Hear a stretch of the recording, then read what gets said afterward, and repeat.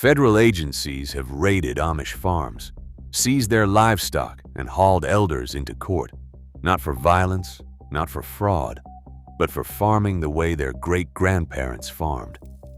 Number 4 is a building structural engineers cannot explain, raised in a single day without a permit. Number 2 was legal in 1970 and a federal violation by 1980, not because the food got more dangerous, but because the paperwork did. These are 25 Amish methods that are now illegal outside their community. Number 25, selling raw milk across state lines. The FDA's position is unambiguous. Interstate sale of raw, unpasteurized milk has been federally prohibited since 1987. The scientific basis is real. Listeria, Salmonella, and E. coli survive in raw milk and have killed people. The Amish position is equally unambiguous. They have been drinking it since before the United States existed, and they are not stopping. What makes this a live legal conflict rather than an ancient grievance is the Buyers Club workaround, where consumers purchase a share of a cow rather than a bottle of milk, technically making them owners retrieving their own product rather than customers buying a regulated commodity.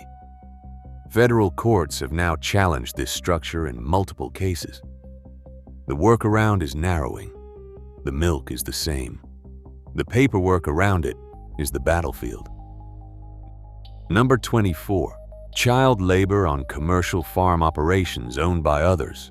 Federal child labor law contains an explicit agricultural exception for children working on farms owned or operated by their parents.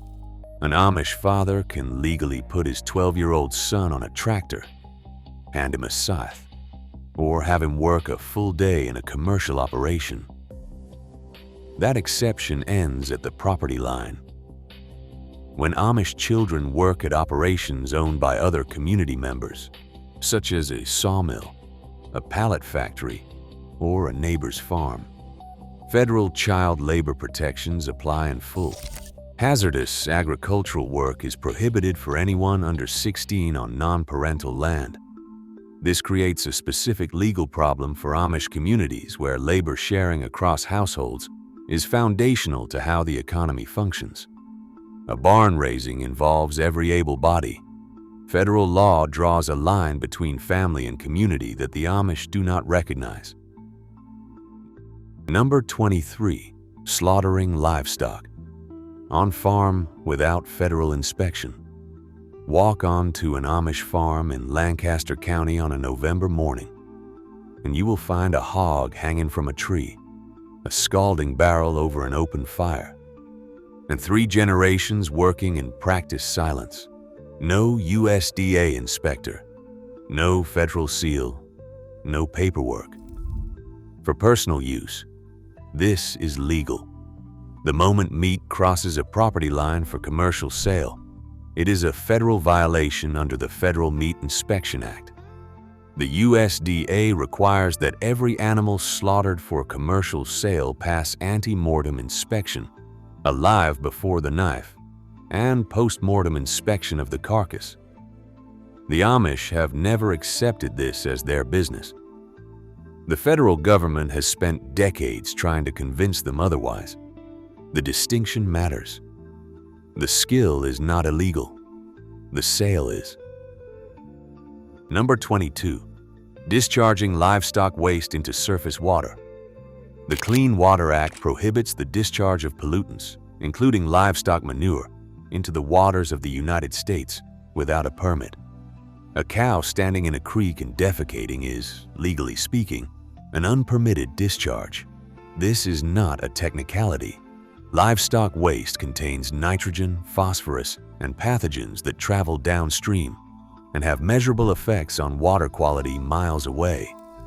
Federal inspectors surveying Amish farms in Lancaster County found cattle with direct creek access on the majority of farms they visited.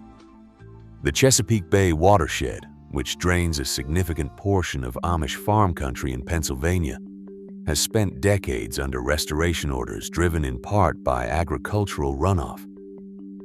Fencing cattle out of streams is now legally required under most state agricultural conservation plans.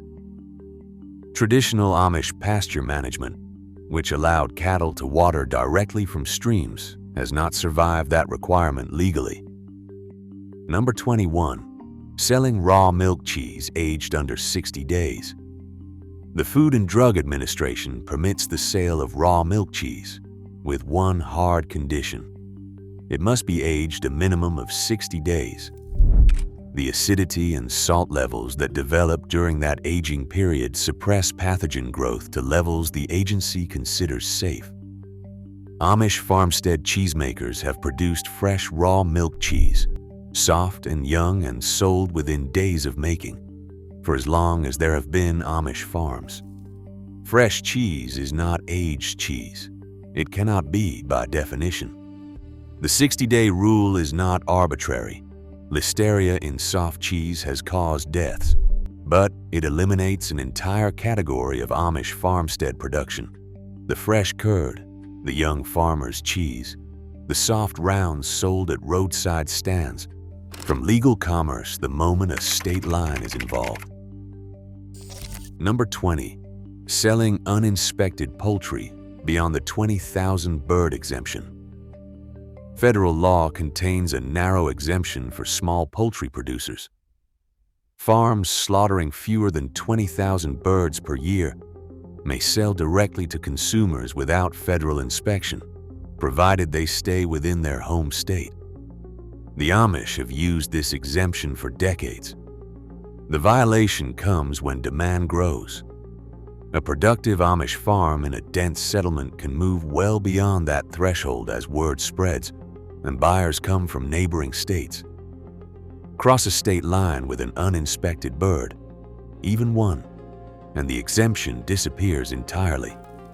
Several Amish producers have crossed this line without knowing precisely where it was. Number 19.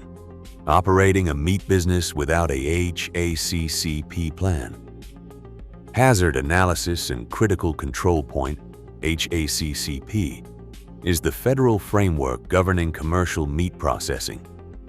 It requires written plans identifying every contamination risk, documented controls at each point, and records proving those controls were applied. Every commercial meat processor in the United States is legally required to maintain one. The Amish do not write things like this down. The knowledge of when pork is properly cured, when a smokehouse runs clean, when a sausage casing has the right resistance, that lives in hands and noses, not in binders. A federal inspector cannot audit a smell. This is not a paperwork dispute. It is a conflict between two entirely different epistemologies of what food safety means. Number 18. Using unregistered pesticide compounds. The Federal Insecticide, Fungicide, and Rodenticide Act requires that every pesticide, including natural, botanical, and homemade formulations, be registered with the EPA before commercial use. Registration requires testing data, toxicology studies, and environmental fate analysis. A tobacco water spray that an Amish farmer's grandmother mixed in a bucket in 1930 is not registered, nor is neem oil mixed without an approved label, or any number of traditional pest management preparations passed down through generations. The Amish position is not ignorance of the law. It is the same position they take on most technology-adjacent regulation. The law did not exist when the practice was established. The practice worked, and the practice continues.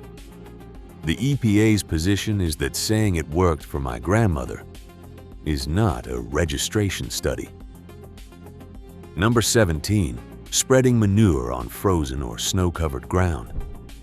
In most states with significant agricultural activity, spreading manure on frozen or snow-covered ground is either prohibited outright or requires a variance, because frozen ground cannot absorb nutrients, and runoff goes directly to surface water at the spring thaw. Traditional Amish manure management operated on a simple principle: spread when the fields can take it, which historically meant winter and early spring, when the ground was workable but crops were not growing. The problem is physics.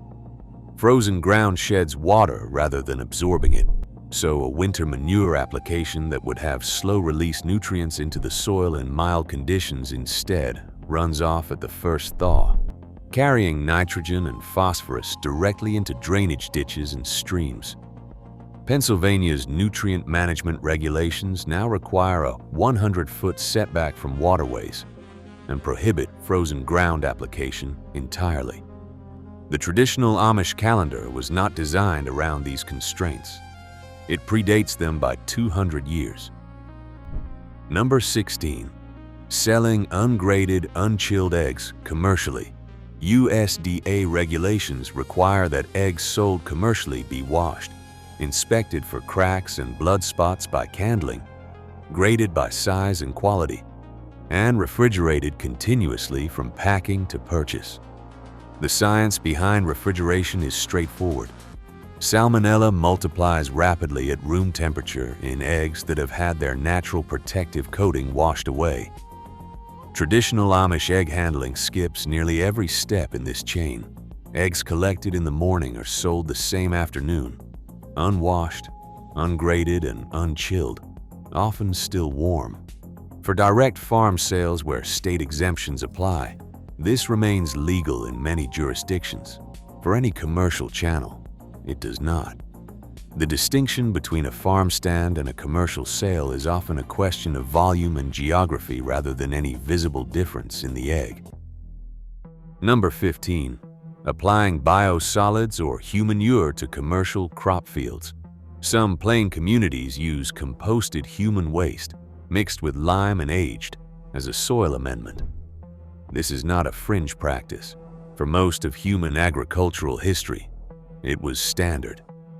The Chinese agricultural system that sustained the world's densest population for 2,000 years was built on it. The EPA and state agencies now regulate biosolid application on commercial food crop fields under the Clean Water Act and state rules, requiring pathogen testing, minimum setback distances from waters, and application rate limits calibrated to soil absorption capacity. The practice is not inherently unsafe. Treated biosolids are widely used in commercial agriculture under EPA Part 503 rules, and municipal sewage sludge is applied to American farmland at scale every year. The Amish version differs in one legally disqualifying way. There are no test results, no documentation. No third party has verified that the pathogen load is within acceptable limits. The Amish do not test. They have been watching what grows. Number 14. Operating horses and buggies on public roads without required safety markings.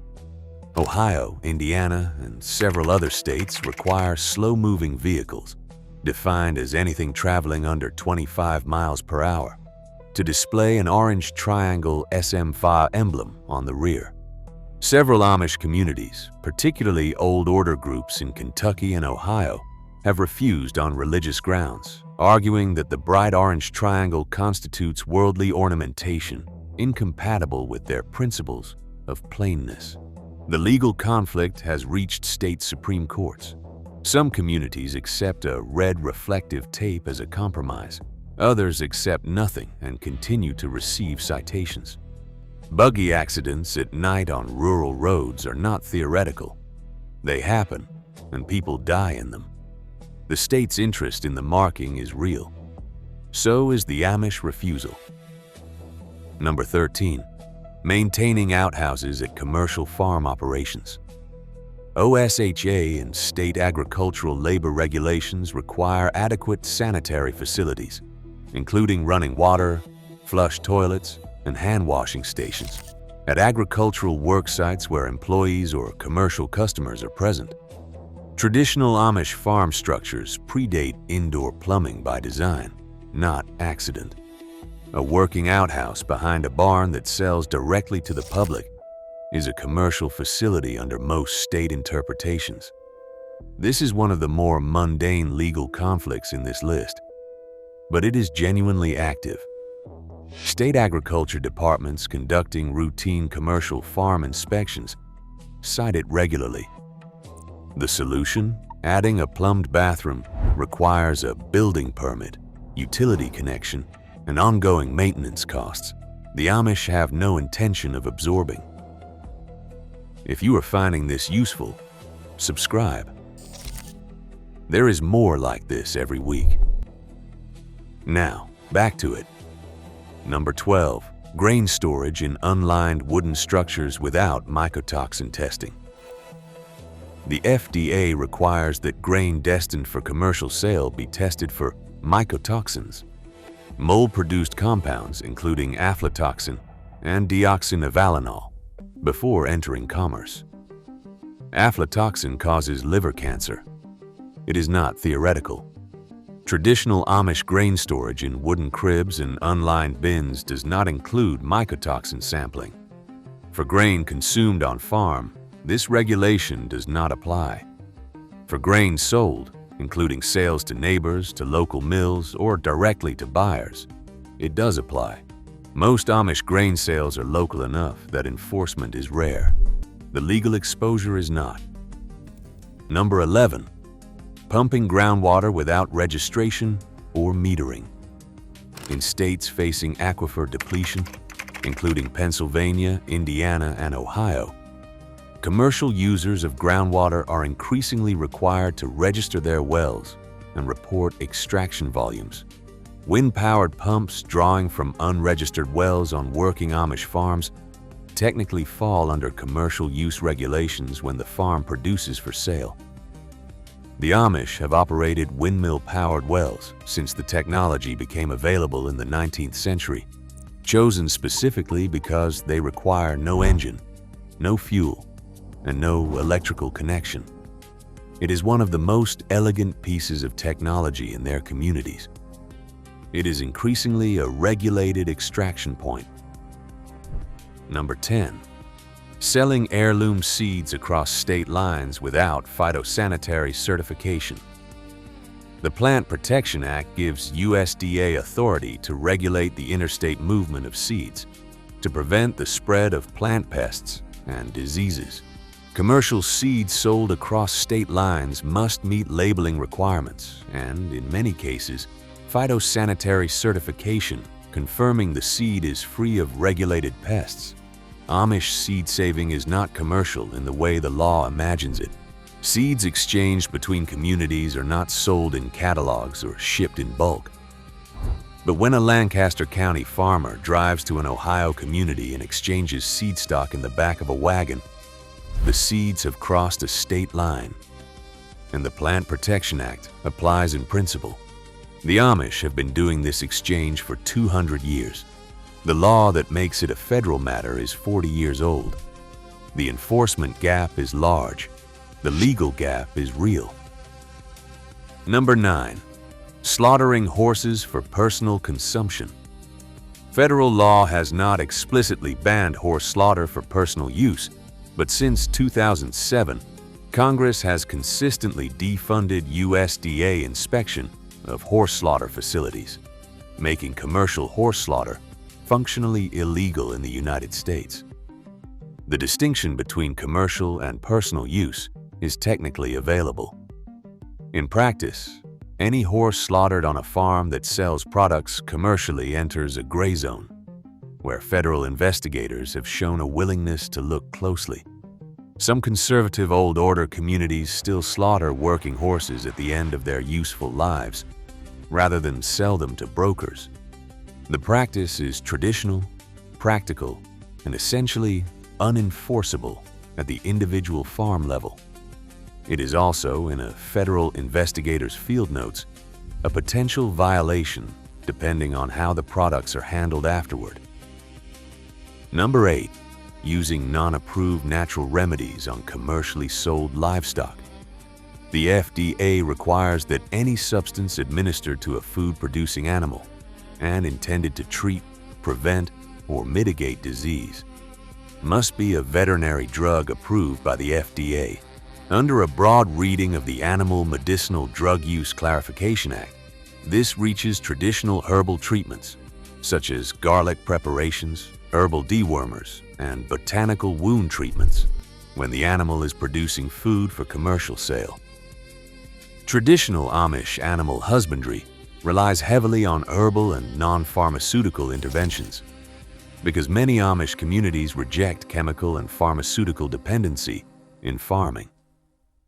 The law's definition of what constitutes a drug is broad enough to reach these practices, and the requirement that withdrawal periods be observed before slaughter creates a documentation demand that traditional practice does not generate. Number 7. Selling homemade fermented vegetables. Without a licensed processing facility, lacto-fermented vegetables, including sauerkraut, pickles, and kimchi-style preparations, require an approved food processing license in most states for commercial sale, including a licensed facility with regulated pH testing to confirm botulism risk has been controlled. Traditional Amish fermentation happens in crocks in a root cellar, with a river rock as a weight. There is no pH meter. There is no licensed facility. There is no state-issued certificate on the wall. For sales at a farm stand, under small producer exemptions, this is often legal at low volumes within the state. For sales at a farmer's market across a state line, it is not. The science is not entirely on the regulator's side here. Properly fermented vegetables are genuinely self-preserving, but the law does not recognize properly fermented by feel as an approved critical control point. Number 6. Direct farm sales through private membership arrangements. The buyer's club or herd share model, where consumers nominally purchase ownership in a cow or flock to receive products without triggering commercial sale regulations, has been used by Amish producers to navigate raw milk, uninspected meat, and unlicensed processing requirements for over 2 decades. Federal courts have been narrowing this space. Judges have found that when the economic reality of a herd share is that consumers pay money and receive food, the legal structure does not change what is happening. The Amos Miller case established that a court order can require federal inspection access, even over religious objection. A federal judge authorized U.S. Marshals to enter his farm with reasonable force. Miller paid none of his $300,000 in fines. The buyer's club is not a permanent shield. It is a legal theory under sustained pressure. Number 5. Crop rotation. Without submitting soil testing reports for subsidy compliance. The Amish do not accept federal agricultural subsidies. This is a consistent, principled position across virtually every community. They believe government money brings government oversight, and government oversight brings exactly the kind of entanglement they have spent 300 years avoiding. Subsidy refusal is not incidental. It is structural. What has changed is that environmental compliance requirements, including nutrient management plans, soil sampling protocols, and conservation practice certifications, are now being tied not to subsidies but to operating permits for commercial farms. A farm that sells commercially in Pennsylvania is increasingly expected to have a nutrient management plan on file. The Amish refusal to submit documentation is running into requirements that are no longer optional for commercial operators.